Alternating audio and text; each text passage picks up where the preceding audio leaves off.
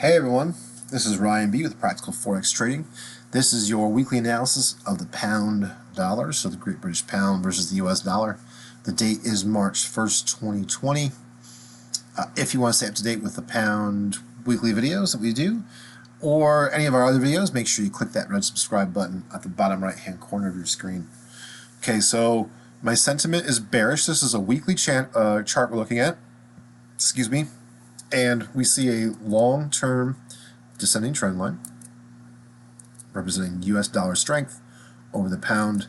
This goes back long time. So we're just really, when we're thinking about trades in the week, I just want to show the big picture because I want to go with the big overall trend and just get a point of context about where price action is going or coming from. So then if I were to zoom in though, we think about what's happening now, we see that after really testing this resistance line at the $1.30 mark for a long time, right? For months and months and months, you had this short trend, uptrend. It finally broke, and the pound moved into bearish territory. We had that pretty bearish candle here, but with not a proven bottom. We saw last week's price action break through the $1.29 mark, down to $1.28, step all the way down to $27.28 before shooting back up. And now we see the body of this candle closing below here. So let's go ahead and look at the daily. And there we go. This tells a great story.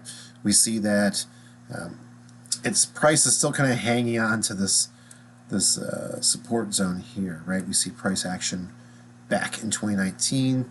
We see price, even with that big stab down, closed above it. So it's really trying to hang on to this upper price action. So we could see this week, we could see price travel back up to 2,900. Let's map out our pivot points and see where support and resistance lie. So R1, 2981.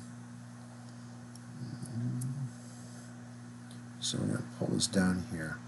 That's R1, and that makes sense. We could see prices range trade there. So weekly R1,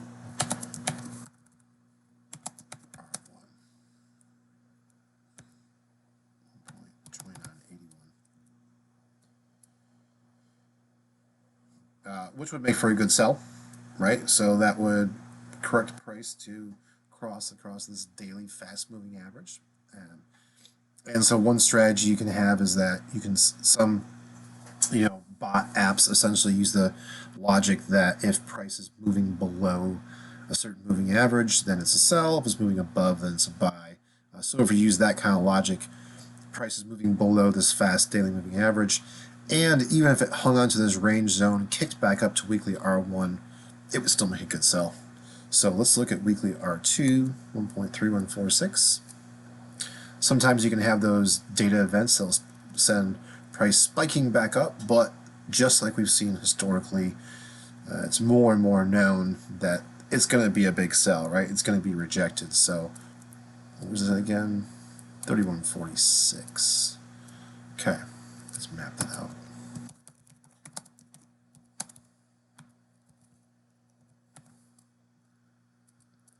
Weekly 2, R2 at 3146. So I think the most probable scenario this week is that we're going to see range trading between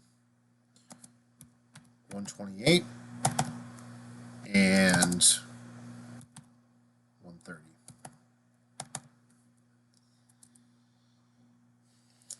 As markets cool off a little bit this week, they could continue in the direction they are, but it's probable they could cool off.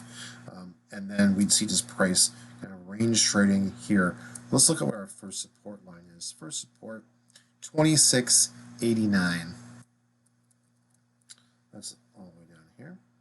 If we see price continue to be bearish, if price does break below this 2800 mark, then 2689 is our support one. So that's the other scenario that could happen.